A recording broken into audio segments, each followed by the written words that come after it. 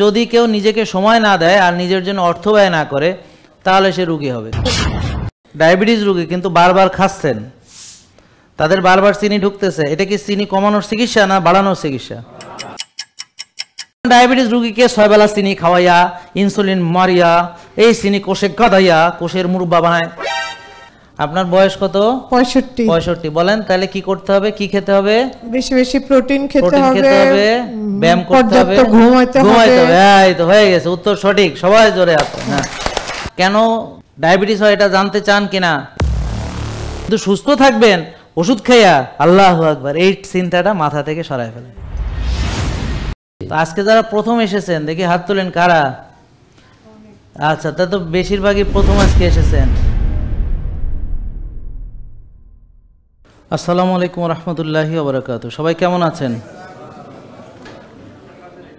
আলহামদুলিল্লাহ, আল্লাহর দরবারে আমরা লাখো কোটি শুকরিয়া আদায় করি। আলহামদুলিল্লাহ, আল্লাহ আমাদেরকে অনেক অনেক ভালো রেখেছেন।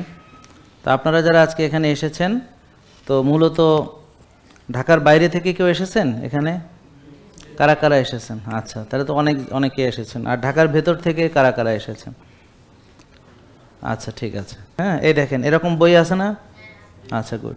তো এখানে ডায়াবেটিস হলে করণীয় কি? করণীয় হলো সকালে 7টা-8টা বাজে খাবেন, 11টা বাজে খাবেন, দুপুরে 2টা-2:30 বাজে খাবেন, বিকেল 5টা-6টা বাজে খাবেন, রাত 8টা-9টা বাজে এবং ঘুমানোর আগে মানে 11টা বাজে খাবেন দুধ। ঠিক আছে? এরকম। তাহলে আমাদের করণীয় হলো 6 বেলা আমরা কি খাবো? ভাত, বলেন ভাত, রুটি, ফল, দুধ, এই জাতীয় যা যা আছে, তাই না? তাহলে এগুলো কি চিনি কিনা? তাইলে রক্তে চিনি আসে এমন খাবার খেলে, বারবার খেলে ডায়াবেটিসের মাত্রা বাড়বে, এটাই স্বাভাবিক। এটা কি আমরা বুঝতে পারতেছি? তা আপনাদের যাদের ডায়াবেটিস আছে এবং এই রকম বারবার খাচ্ছেন, এমন কেউ আছেন যে এইভাবে এই বই অনুপাতে খাচ্ছেন? এরকম কেউ নাই না? তার মানে বাংলাদেশে থাকেন না আপনারা? আচ্ছা, ঠিক আছে। তো সবাই আছে কিন্তু এখানে স্বীকার করতেছে না। তো যদি আপনি বাংলাদেশে থাকেন তাহলে আপনি কাকে দেখান বাংলাদেশে? তো এখানে যে ডায়াবেটিক হাসপাতাল থেকে যে বইটা দিয়েছে, তো এই বইটার বাইরে কি আপনারা চিকিৎসা করেন নাকি? এই যে এটার বাইরে চিকিৎসা করেন? বুঝেন না মনে হয়, মানে এটা দিয়েই তো করেন, তাই না? তো এখানে তো এইভাবেই লেখা আছে, তো এটা কি মানেন না নাকি আপনারা? তো সেইটাই জিজ্ঞেস করেছি যে আপনারা এটা মানেন কিনা। তার মানে মানেন। তো মেনে কি ভালো হয়ে যাবেন বলে মনে হয়? আপনাদের ভালো হয়েছেন? মেনে ভালো হয়েছেন? আচ্ছা, হবেন বলে মনে হয়? আচ্ছা, কেন? কারণ হচ্ছে যে একটা লোক তার রক্তের চিনি বেড়ে গেছে, রক্তের চিনি বেড়ে গেছে বা গ্লুকোজ বেড়ে গেছে, এখন সে যদি ভাত, রুটি, ফল, দুধ এগুলো যদি খায়, বেশি করে খায়, বারবার খায়, তাহলে তার কি কমে যাবে চিনি? বাড়বে। তা এখন আপনারা যারা এই ডায়াবেটিস রোগী কিন্তু বারবার খাচ্ছেন, তাদের বারবার চিনি ঢুকতেছে, এটা কি চিনি কমানোর চিকিৎসা না বাড়ানোর চিকিৎসা? তা এখন ডায়াবেটিস ভালো হচ্ছে না কেন? ভালো হচ্ছে না এই কারণে যে এখানে রক্তের চিনি বেড়ে গেছে, চিনি কমানোর ওষুধ দেওয়া হয়েছে, ইনসুলিন দিয়ে চিনি কমাচ্ছে, কিন্তু তাকে চিনি খাওয়ানো হচ্ছে বারবার।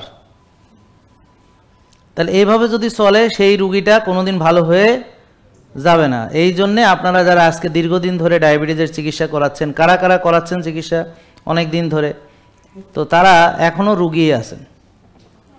আর যারা আমাদেরকে ফলো করছেন তারা ডায়াবেটিস রোগের মূল কারণ, আমরা তাদেরকে কোষ খালি আছে কিনা, এই পরীক্ষার নাম হলো হোমা আইআর। বলেন হোমা।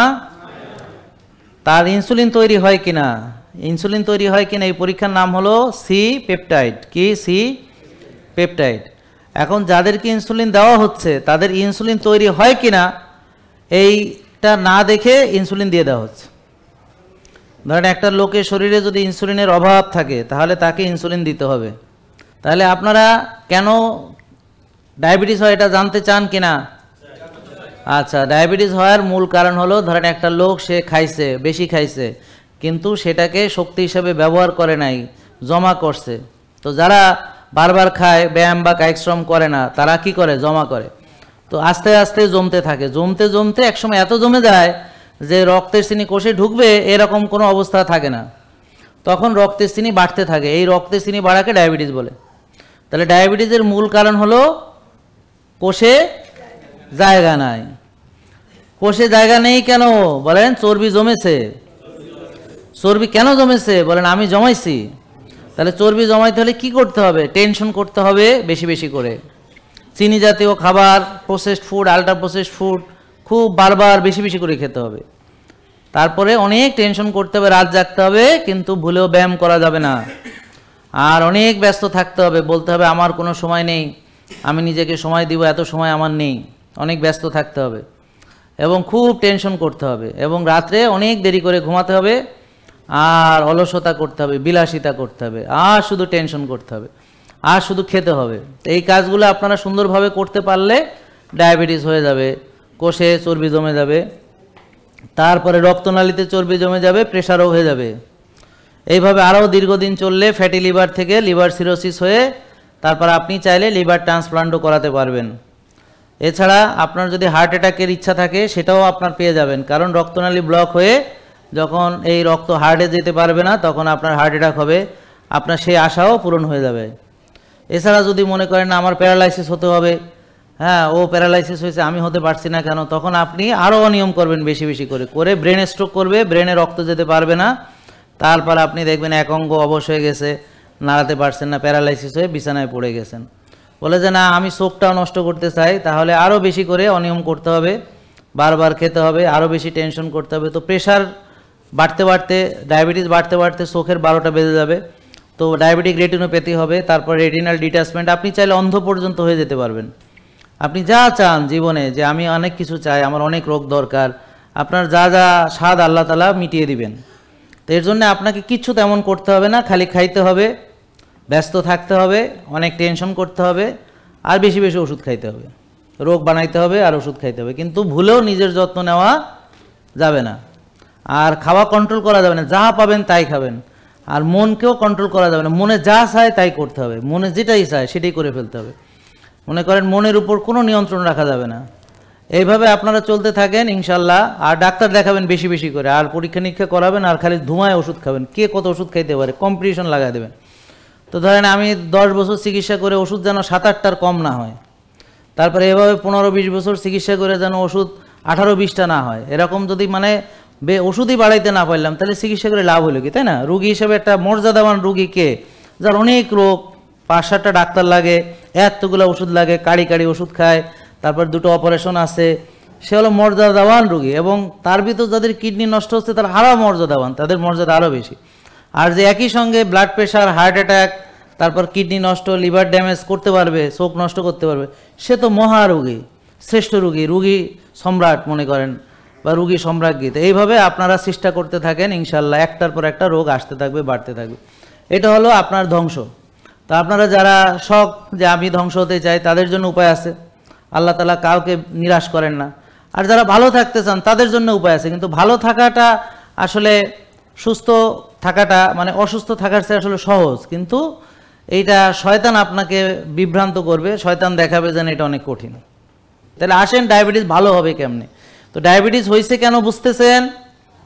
কেন বলেন, কথা কন। কারো ভালো হয়েছে ডায়াবেটিস এমন কেউ আছেন আমাদের মেনে? হ্যাঁ আসেন, দেখি ভাই দাঁড়িয়ে দিকে আসেন। হ্যাঁ সংক্ষেপে, এখানে বিস্তারিত কথা বলার সুযোগ কম, শুক্রবার আমরা সবাই চলে যাব, তাইলে সবাই একটু শেয়ার করেন। আর আমার ওই যে আইডি তো এখন আছে, আমার আইডিটা ব্লু ব্যাচ ভেরিফাইড, আর ফেসবুক পেজটা এখনও আসেনি, দোয়া করেন যেন পাই। হ্যাঁ তো মানুষ এত ক্ষুধা এগো আমার পেজ খেয়ে ফেলাইছে। আরে তোরা পেজ খাইতে যাস কে? এতগুলা পেজ, 36 লাখ লোক ছিল একটা পেজে, খাইতেও তো বদহজম হওয়ার কথা, তো ডায়রিয়া হয়েছে কিনা তাও জানি না। যাই হোক, তা পেজ খেয়ে তোর কি হবে? তোরা লাভ হবে?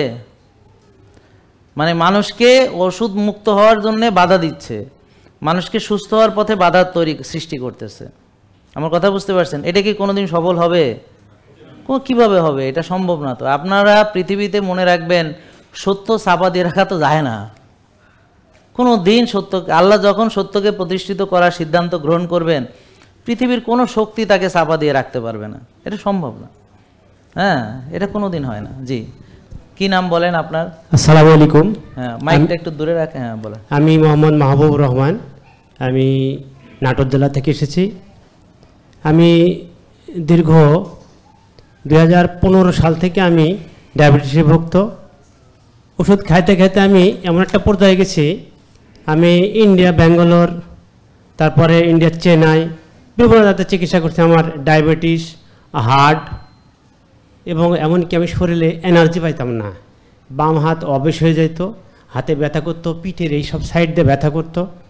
তো আল্লাহ দিলে এখন আমি যে স্টাইল মেনে আজ 3 বছর ধরে আমি ডায়াবেটিসে কোনো ওষুধ খাই না। আলহামদুলিল্লাহ, এমনকি আলহামদুলিল্লাহ। কোনো ওষুধই আমি খাই না। এখন মোটামুটি সুস্থ আছে, কিন্তু শরীরটা একটু ক্ষীণ হয়ে গেছে। আমার ওজন ছিল প্রায় 74 কেজি, এখন আমি 60 কেজি ওজন। এখন বলেন কিভাবে ওজন বাড়াতে হবে সেটাও বলে দেন সবাইকে। এখন আমাকে সবসময় কোষ খালি রাখতে হবে এবং আমাকে ব্যায়ামগুলো করতে হবে। আর কি একটা হার্ড পরিশ্রমের যে ব্যায়ামগুলো আছে, মানে এগুলো- ওজন বাড়ানোর ব্যায়াম জি, হচ্ছে জি। ওজন নিয়ে ওজন বাড়াতে হবে। জি, জি। আর খেতে হবে কি খেতে হবে বেশি? বলেন কি?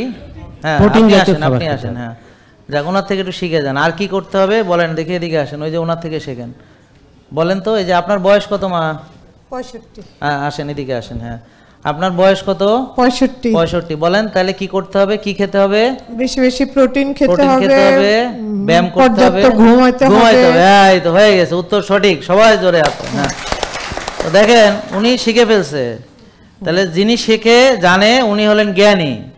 আর আপনারা সুস্থ হবেন নিজের জ্ঞানের দ্বারা। হ্যাঁ, নিজের চিকিৎসা নিজেকেই করতে হবে। উনি একজন বয়স্কা, খুব মুরব্বী ধরনের মানুষ, এবং উনি এটা কি সুন্দর করে বলে দিলেন যে আপনার পরামর্শ উনি দিয়ে দিলেন। একটা কি এক হচ্ছে প্রোটিন খেতে হবে। যেমন ওনার ওজন 60 কেজি, 90 গ্রাম মিনিমাম প্রোটিন খাবে, 90 গ্রাম প্রতিদিন। তো 90 গ্রাম হলে একটা ডিমে 6 গ্রাম হলে 6টা ডিমে 36 গ্রাম 36 গ্রাম। প্রোটিন হবে। আর মাছে কত গ্রাম থাকে? 100 গ্রাম মাছে 22 গ্রাম। 22 আর 100 গ্রাম মাংসে 24 গ্রাম। 24 গ্রাম। তাহলে এইভাবে হিসাব করে 90 গ্রাম থেকে 100 গ্রাম প্রোটিন সে খাবে। তারপরে সপ্তাহে 5 দিন ভালো করে প্রেশার দিয়ে, যেমন আমি জিম থেকে বেরোলাম, জিম করবে, করে ওনার এই যে মাসেলটা যখন বাড়বে, হ্যাঁ, এই যে মাসেল, আপনি জিম শুরু করেছেন? স্যার আমি না, আপনি জিম শুরু করেছেন? জিম শুরু করে নিয়েছি। আচ্ছা, জি, আপনি জিম শুরু করেছেন? জি আমি গত বছর থেকে জিম করি। উনি জিম করছেন। তাহলে ওনার বয়স হচ্ছে কত বলেন তো? 65 বছর। আর আপনার বয়স কত? আমার বয়স 48 বছর। ওনার বয়স 48। উনি আমার চেয়ে 3 বছরের জুনিয়র। ওনার বয়স 48 আর উনি আমার অনেক সিনিয়র, 65। এখন উনি পুরুষ মানুষ আর উনি হচ্ছেন একজন নারী, মা।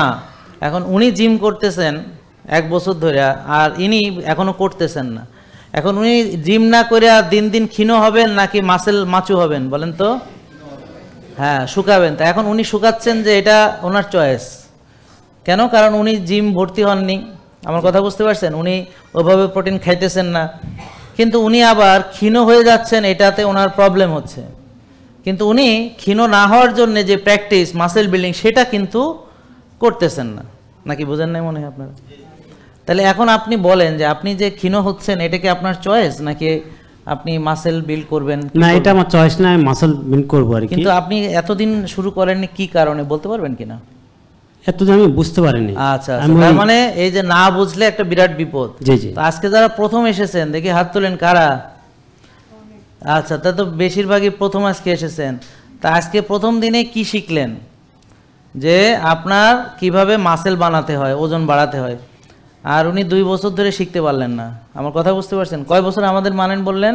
3 বছর। 3 বছর উনি শিখতে পারেননি। বুঝেছেন কথা? দেরি হয়ে গেল না শিখতে? তা শিখতে আপনাদের যত দেরি হবে তত আপনি আরও ক্ষীণ হতে থাকবেন, ক্ষীণ থেকে ক্ষীণতর, এবং 50-এর নিচে গেলে কালবৈশাখী থেকে নাই উড়ে যাবেন। তো কালবৈশাখীর সময় আবার বাইরে বেরোনো যাবে না, এটা ঝামেলা আছে। তো এখন আপনারা যারা ওজন কমানোর সিদ্ধান্ত নিয়েছেন, মাশাআল্লাহ কমাতে থাকেন, কিন্তু থামবেন না, একেবারে কমাতে কমাতে হাড্ডি হয়ে কঙ্কাল হয়ে তারপর শেষ। আর মাসেল বিল্ডিং ওনার জন্য না, মাসেল বিল্ডিং করবে উনি। একজন 65 বছরের মহিলা, উনি মাসেল বিল্ডিং করবেন। আর এই ভাই যুবক, বলতে গেলে ওনার তুলনায় উনি করতে পারবেন না। আমি কি বোঝাতে পারতেছি? তো এই দেখেন, যারা ভালো হয়েছে তাদের ভিতরে জ্ঞানের তারতম্য দেখেছেন। উনি কিন্তু উত্তর দিতে পেরেছেন, উনি জিমও করতেছেন, উনি প্রোটিনের কথা বললেন, উনি ঘুমের কথা বললেন, উনি জিমের কথা বললেন, কিন্তু উনি উত্তরও দিতে পারলেন না। তাহলে ওজন বাড়ানোর প্রোটোকল কি আমাদের নেই? আছে। কয় বছর ধরে আছে এটা? যে কদিন ধরে আমি এই পরামর্শ দিয়ে আসছি, প্রথম দিন থেকে আছে, আপনি গিয়ে আজকে দেখবেন ওই 19 সালের একটা ভিডিও আছে, আমি রাস্তার ভিতরে হাঁটতে হাঁটতে বলতেছি স্বাস্থ্যকর ওজন বাড়ানো, 19 সাল, আর এটা হলো 25 সাল, 6 বছর আগে বলেছি।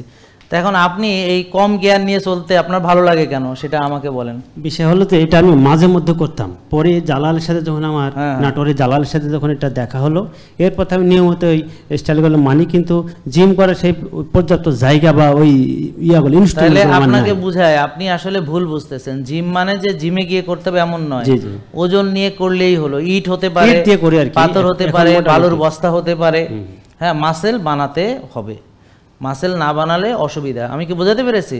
তো যাই হোক, আপনার জন্য এটা হচ্ছে পুরস্কার। থ্যাংক ইউ আপনাকে উৎসাহ দেওয়ার জন্য। জোরে সবাই মিলে আমরা অনেক ধন্যবাদ। মা আসেন আপনি। তাহলে একটা লোক সুস্থ থাকতে হলে তাকে প্রথমে হচ্ছে ওষুধ মুক্ত সুস্থ, তার শক্তি আছে, এনার্জি আছে, স্ট্রেংথ আছে, শুইলে ঘুম আছে, খাইলে হজম আছে, মনে শান্তি আছে, তার এনার্জি এবং মানসিক শক্তি দুটোই বেশি আছে, আত্মিক শারীরিক এবং মানসিক সব শক্তি তার বেশি আছে, এবং তার ডিসিপ্লিন ঠিক আছে, যে সে উল্টাপাল্টা খায় না। তার মানে এই লোকটা সুস্থ এবং সুস্থ থাকবে। সে রোদে যায়, সে ঘাসে হাঁটে, সে নিয়মকানুন মানে, তার মানে সে সুস্থ এবং সে সুস্থ থাকবে। আর একটা লোক সে মনে করেন ডিসিপ্লিন ঠিক নাই, তাহলে সে কোনো দিন সুস্থ থাকবে না।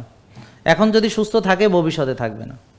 আর যারা ওষুধ খায় কিন্তু ভাবে আমি ওষুধ খেয়ে নিয়ন্ত্রণ করেছি, তারা একেবারে বোকার স্বর্গে বাস করতেছে, কারণ অসুখ তার ভিতরে বাসা বেঁধেই আছে।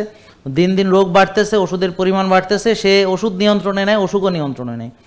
আর তার জীবনের উপরেও কোনো নিয়ন্ত্রণ নাই, মানে তার জীবনে ডিসিপ্লিন নাই, তার হয়তো খাওয়ার ডিসিপ্লিন নাই, ব্যায়ামের ডিসিপ্লিন নাই, বা ঘুমের ডিসিপ্লিন নাই, বা অন্য কোনো জায়গা থেকে তার ডিসিপ্লিন নাই। তো সে রুগী, এবং তার ওষুধ খেতে হয়, এবং ওষুধ বাড়বে যত দিন যাবে, এবং এভাবে বাড়তে থাকবে। তাহলে একটা রুগীকে তার খাদ্য তালিকা দেওয়ার জন্য আমাদের ইনসুলিন জানা দরকার, তার সিআরপি জানা দরকার, হ্যাঁ, তার যে টিজিএইচডি রেশিও জানা দরকার, তার ভিটামিন ডি জানা দরকার। এগুলো জেনে তাকে খাবার তালিকা দিতে হবে।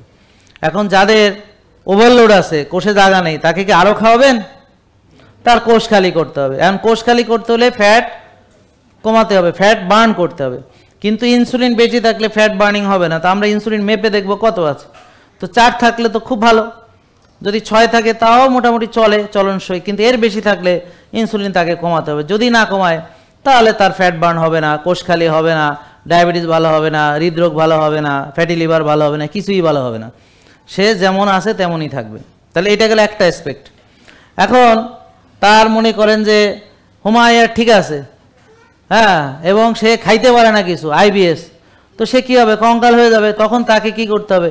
তাকে আবার ওই যে প্রোটিন খাওয়াইতে হবে, ভালো ফ্যাট খাওয়াইতে হবে, ভালো ফাইবার খাওয়াইতে হবে, তাকে ব্যায়াম করাইতে হবে, তাকে ভালো ঘুমাইতে দিতে হবে, তাকে মানসিক প্রশান্তির চর্চা দিতে হবে, মানে সে যেন স্বাস্থ্যকরভাবে ওজন বাড়াতে পারে, তার মানে পুষ্টির কোনো ঘাটতি না হয়। ঠিক একইভাবে টাইপ 1 ডায়াবেটিস রুগী ইনসুলিন তৈরি হয় না, তার খাবার হবে আলাদা। আর টাইপ 2 রুগী, তার খাবার হবে আলাদা। এইভাবে আবার কিডনির কিছু বিশেষ পরামর্শ আছে যাদের কিডনির সমস্যা। এখন কোন কোন কিডনি রুগী আমাদের এখানে পরামর্শ মানবে? আসলে পৃথিবীতে এমন কোনো লোক নেই যে ডিসিপ্লিন মানবে না। এরকম ধরেন রোগ আছে 10টা, রোগ নাই একটাও, হ্যাঁ, তার বয়স কম, সে অনেক বুড়া, বুঝতে পারছেন? পৃথিবীতে সকল মানুষের একটা ডিসিপ্লিন মানতে হবে। তাহলে ডিসিপ্লিন মানার জন্য রোগ দরকার নেই। অনেকে বলে আমি কেন মানবো? তুমি মানবা যেন ভালো থাকো, এই জন্য মানবা। যেমন আমি কেন মানি, এই যে আমি এত কষ্ট করে এইসব করি, কেন করি জানো? আমি ভালো থাকি, এই জন্য করি। এখন আমাকে তো বাধ্য করে না কেউ, তবু আমি কেন করি? যে বরং বলে যে এত মানে ইয়ে করা লাগে নাকি, অনেক সময় মানে বাড়াবাড়ি মনে হয় অনেকের কাছে, কারণ তারা কিছুই করে না, তাদের কাছে সবই বাড়াবাড়ি মনে হয়। তো এখন নিজের শরীরের যত্নের জন্য আপনি কয়টা টাকা খরচ করতেছেন, আর নিজের জন্য আপনি কতটুকু সময় দিতেছেন সারা দিনে 24 ঘন্টার ভিতরে, সেটা আগে আপনাকে ডিসিশন নিতে হবে। তো এখন যদি কেউ নিজেকে সময় না দেয় আর নিজের জন্য অর্থ ব্যয় না করে, তাহলে সে রুগী হবে। তারপর সে অর্থ খরচ করে আরও বড় রুগী হবে এবং অপারেশনে যাবে। তো খেয়াল করেন, এই যে চর্বি যদি না গলাতে পারি, তাহলে তো আমার কোষই খালি হবে না, আর কোষ খালি না হলে ডায়াবেটিস ভালো হবে না। এখন 6 বেলা চিনি খেয়ে জীবনে কোনোদিন কোষ খালি হবে না। তো ডাক্তাররা চিকিৎসা করতেছে কিভাবে? আপনাদের যে খেতে দিচ্ছে চিনি, সাথে ওষুধ দিচ্ছে, ওষুধ এসে জোর করে চিনি ঢুকাবে, বা ইনসুলিন দিচ্ছে, ইনসুলিন দিয়ে জোর করে চিনি ঢুকাবে, কোষের ভিতরে আরও ওভারলোড বাড়াবে।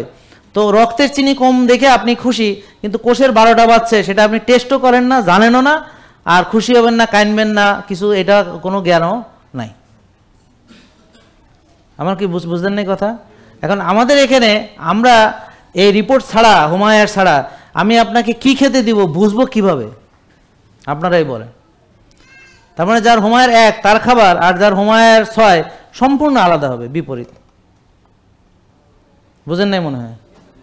হ্যাঁ হ্যাঁ। তারপরে জীবনে টেস্ট তো জীবনে কম করার নাই, কিন্তু রুগী তো রুগীই আছে। আর এখানে আপনার রুগী ভালো হয়ে যাবে, ওষুধ মুক্ত হইয়া যাবে, রোগ মুক্ত হইয়া যাবে। এখানে এসা কঞ্জুসি যত রকম আছে চিন্তা ভাবনা তার মাথার মধ্যে। আর এতদিন ঢাইলে টেস্ট করাইছে, হেতে কোনো অসুবিধা হয়নি। ধুমাইয়া ওষুধ খাইছে, হেতে কোনো অসুবিধা নেই। ডাক্তারে ভিজিট দিছে, ওষুধ খাইছে, টেস্ট করাইছে, হ্যাঁ, অপারেশন করাইছে, বুঝছেন? 6 বেলা খাইছে, খরচ 6 বেলা খাওয়ার খরচ, বুঝলেন না? 6 বেলা খাওয়ার খরচ, ওষুধের খরচ, ডাক্তারের খরচ, পরীক্ষার খরচ। হ্যাঁ, এইভাবে কেন?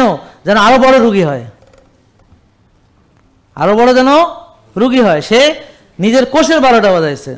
তো এখন একটা লোকের কোষে ধরেন জায়গা নেই, তারে 6 বেলা খাওয়াইয়া যদি ওষুধ দিয়া কোষে ঢুকান, কোষ কি থাকবে না নষ্ট হবে? হ্যাঁ, এই জন্যে চিকিৎসা করাতে করাতে চোখ নষ্ট হয়েছে। অনেকেরই ডায়াবেটিস চিকিৎসা করাতে করাতে চোখের সমস্যা হয়েছে। এখানে নাই কেউ চোখের সমস্যা, ডায়াবেটিস রুগী একজনও নাই? আছে? হ্যাঁ, বলেন, হাত তোলেন, কোনো অসুবিধা নেই। হ্যাঁ, চোখ গেছে। কারো কারো নার্ভে এখানে ব্যথা, ওখানে ব্যথা, নিউরোপ্যাথি। তো ডায়াবেটিস নিউরোপ্যাথি রুগী আসেন না এখানে থাকার কথা? এই যে ব্যথা দৌড়ায়, এখানে যায় ওখানে যায়, এরকম আছে না? আছে? হাত তোলেন। এই তো আছে, তার মানে এটাও আছে। তার মানে ওষুধ খাইতে খাইতে নার্ভ ড্যামেজ হয়ে যাচ্ছে, চিকিৎসা করাইতে করাইতে নার্ভ ড্যামেজ হচ্ছে, চিকিৎসা করাইতে করাইতে চোখ নষ্ট। কারণ কি? কারণ কোষ তো ক্লিন করার চিকিৎসা না, কোষে 12টা বাজানোর চিকিৎসা। এটা একটা চিনি বেশি রুগীরা 6 বেলা চিনি খাওয়াচ্ছে গাদাইয়া, আর কোষের মুরব্বা বানাচ্ছে। আপনি চিন্তা করে দেখেন, কে বলে মুরব্বা?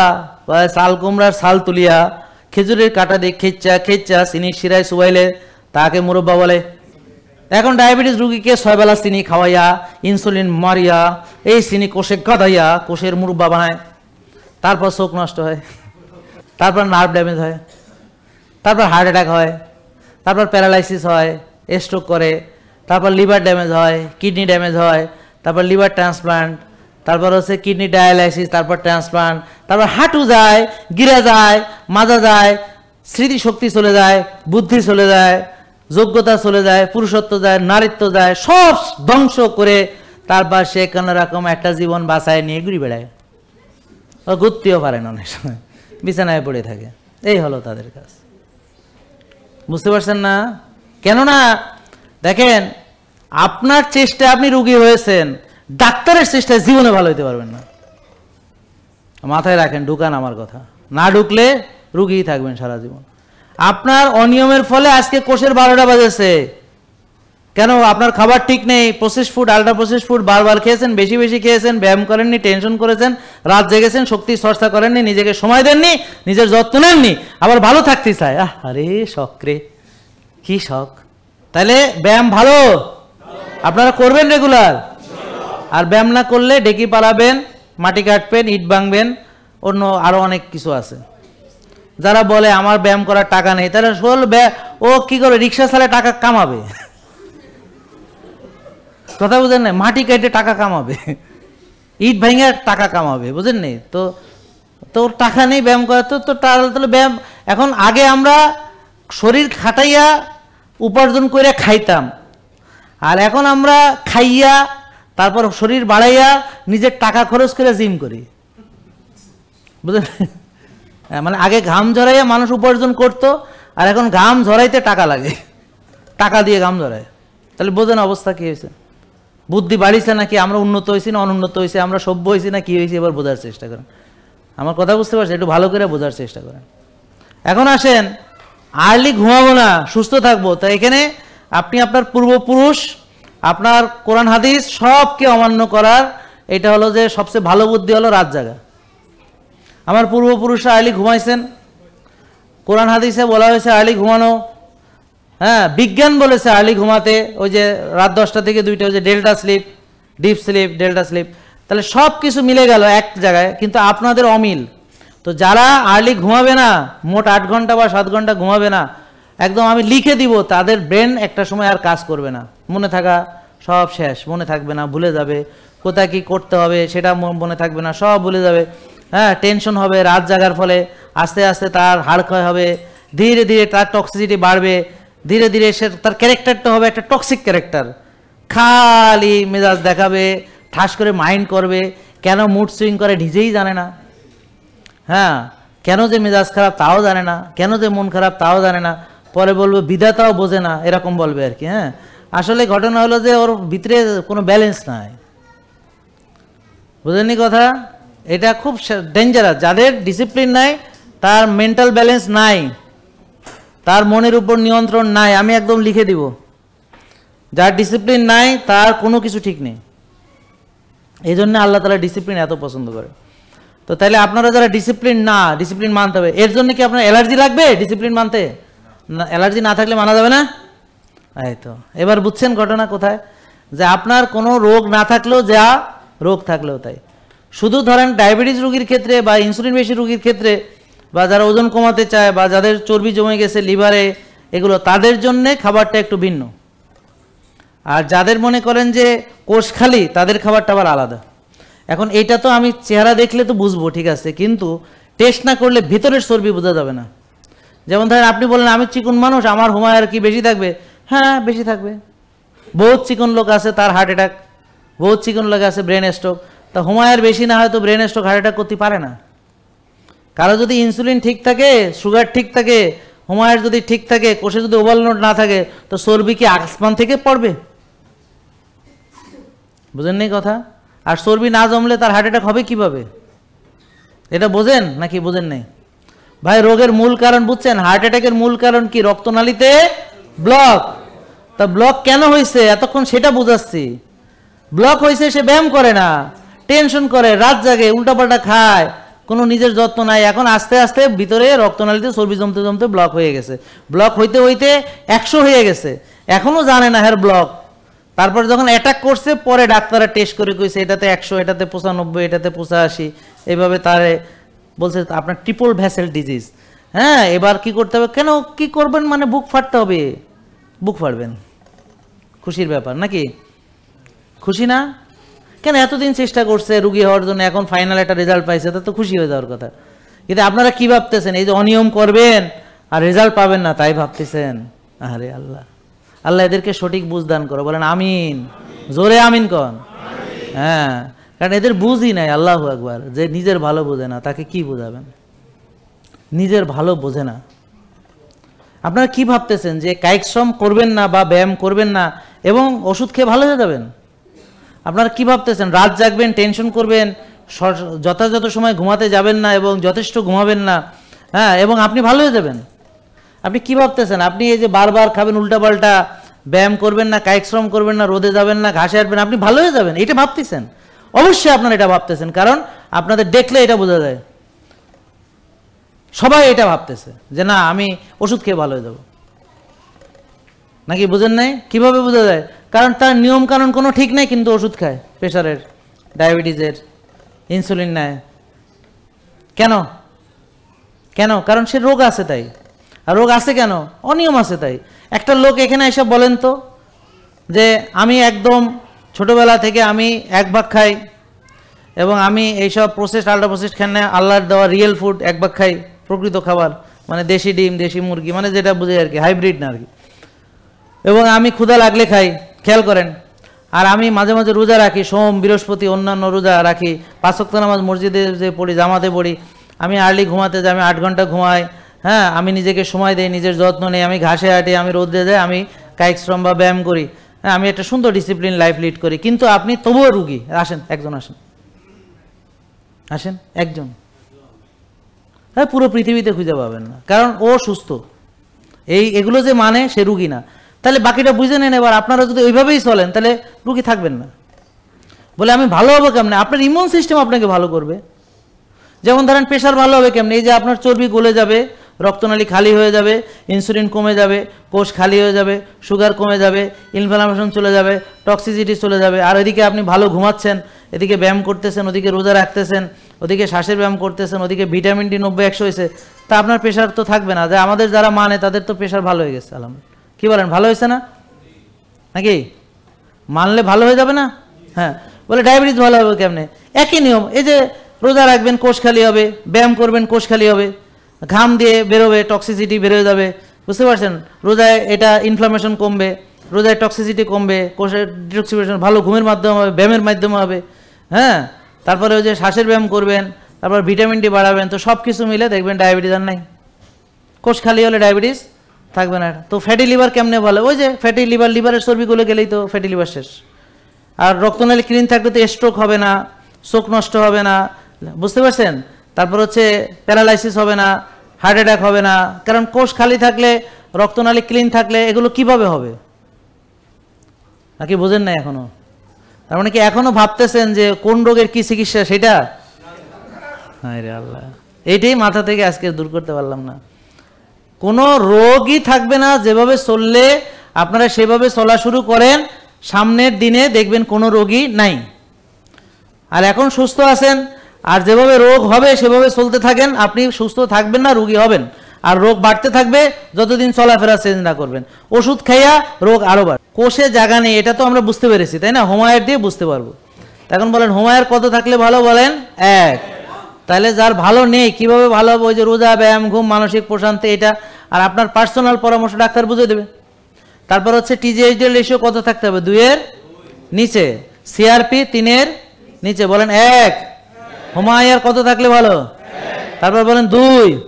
টিজিএইচডি রেশিও কত থাকলে ভালো? সিআরপি 3। তাহলে 1, 2, 3 শিখছেন। আর ইনসুলিন 4, 5। বলেন insulin, blood sugar 5, 6, blood sugar, vitamin D 90, 100। মোটামুটি একটা আইডিয়া নিয়ে যান এখান থেকে। আপনার রিপোর্ট দেখেন, রিপোর্ট মিলান। আর আমরা তো হেল্পিং হ্যান্ড, আমরা আসি। হ্যাঁ, আমরা সবসময় আপনার সাহায্যের জন্য আসি। আমরা চাই আপনারা সুস্থ হন। এই পৃথিবীর দিকে আমাদের দৃষ্টি না, আমাদের দৃষ্টি থাকবে অনন্তকালের দিকে। পৃথিবীতে আপনি সবসময় স্যাক্রিফাইস করতে হবে, পৃথিবীতে সবসময় মানুষের কল্যাণে নিয়োজিত থাকতে হবে। সবসময় মানুষকে কি দিতে পারলেন, পৃথিবীকে কি দিতে পারলেন, এইটা ভাববেন। আপনি কি পেয়েছেন ভাববেন না, তাহলে আপনি ভালো থাকবেন। আর যে আমি কি পেয়েছি ভাবে, ও ভালো থাকবে না জীবনে কোনোদিন। কারণ এই পৃথিবী যেহেতু শান্তির জায়গা নয়, সুখের জায়গা নয়, এটা পুরস্কার নেওয়ার জায়গা নয়, বরং পুরস্কার পাওয়ার পরীক্ষা ক্ষেত্র। এই কারণে এখানে যে ভাববে আমি ভালো থাকতে চাই, সে ভালো থাকবে না। তাহলে ভালো কে থাকবে? যে বুঝে এটার মেরিট এইটাই, যে এখানে পরীক্ষা দিতে আসছি, মজা লুটতে আসি নাই। তো পরীক্ষা কঠিন হবে, চ্যালেঞ্জ থাকবে, চড়াই উতরাই হবে। তো এই মাইন্ডসেট যাদের আছে তারা, কারণ সে চোখ বন্ধ করবে, এই বিপদ দেখবে না, সে দেখবে এই তার উপর যে মিথ্যা আরোপ করা হয়েছে, তাকে সত্য পথে চলা, সঠিক পথে চলা, এখানে যেভাবে বাধাগ্রস্ত করা হয়েছে, তার প্রতি জুলুম করা হয়েছে। তাহলে আমি আশা করি জুলুমের বিচার আল্লাহ করবেন এবং আল্লাহর কাছে এটার বিনিময়ে আমরা পাবো ইনশাল্লাহ। তাহলে আমি আমার প্রবলেমে ফোকাসড হব না, এর বিনিময়ে কি পাচ্ছি সেটাতে আমি ফোকাসড হব। যেমন আপনি ব্যায়ামের বিনিময়ে শক্তি পাবেন, নিয়ম মানার বিনিময়ে আপনি সুস্থ হবেন, নিয়ম মেনে আপনি ভালো হবেন, বুঝতে পারছেন? রোজা করে আপনি অনেক আল্লাহর কাছে পাবেন ভালো, আবার উপকারও পাবেন অনেক স্বাস্থ্যগত। এভাবে আপনার প্রতিটা কর্মকাণ্ড হবে মানে যেখানে আখেরাত, দুনিয়া এবং আপনি নিজে তিনোটাই যখন যেখানে ব্যালেন্স থাকে সেরকম কর্মকাণ্ড হইতে হবে। যেমন ধরেন আপনি এই যেমন ধরেন এখানে আমি লেকচার দিতেছি, এখানে আমরা তো কিন্তু কেন আপনাকে চার্জ করি নাই, কিন্তু এটা হচ্ছে দোয়া। তারপর কয়েকটা রুগী দেখবো, সেখানে ভিজিট নিব, সেটা হলো আমার পরিবার পরিচালনা করার জন্যে। আর আপনাদেরকে যে বিনামূল্যে যত সার্ভিস দিচ্ছে সেটা হলো দোয়ার জন্যে, যেটা হলো দোয়া, আপনারা দোয়া করবেন, সেটা হলো আখেরাতের জন্য। ঠিক আছে? তারপর আমরা মনে করেন যে সামনে আরও বড় জায়গায় যাব, আপনারা দোয়া করবেন, আপনারা দোয়া করলে হবে ইনশাল্লাহ। তো এখানে ধরেন কত লোক দাঁড়ায় থাকলো, তো আমাদের কাছে তো ভালো লাগে না আপনারা দাঁড়ায় থাকলে। তো এখন যেন সবাই সুন্দর আরামে একটা ভালো পরিবেশে সামনে যাইতে পারি, সেটা আস্তে আস্তে হবে, বুঝতে পারছেন? আপনাদের দোয়া করবেন, আর সবসময় সচেতন থাকবেন, সোচ্চার হবেন এবং সবাইকে বুঝাবেন, দেখো তোমরা প্রতারিত হইও না, দেখো প্রতারিত হইও না। হ্যাঁ, একটা লোকের 100-200 পেজ থাকে না, একটা লোকের একটা পেজ থাকে। আর আমাদের পেজটা তো এখন নষ্ট করে দেওয়া হয়েছে, তো এখন আমার কোনো পেজই নাই আমার নিজের। তো এখন যা আছে সব ভুয়া ফেক, ঠিক আছে? তো এখন এই মুহূর্তে আপনাদের করণীয় কি? এই মুহূর্তে করণীয় ইউটিউবে দেখা, তারপর আমার যে আইডিয়া আছে সেখান থেকে দেখা এবং এখানে আসা এবং সুন্দরভাবে নিয়মকানুনগুলো মানা। তো আজকে যারা এসেছেন সবাইকে সব কিছু বুঝিয়ে দেওয়া হবে ইনশাল্লাহ, এবং আপনি মেনে আবার 1 মাস পরে আসেন এবং দেখবেন ইনশাল্লাহ আপনি উপকৃত হবেন। ঠিক আছে? তো আল্লাহ সবাইকে কবুল করো, সবাই যেন ভালো থাকে, সুস্থ থাকে। আসসালামু আলাইকুম ওয়া রাহমাতুল্লাহি ওয়া বারাকাতুহু। জেকে লাইফস্টাইল, ওষুধ মুক্ত সুস্থ জীবন।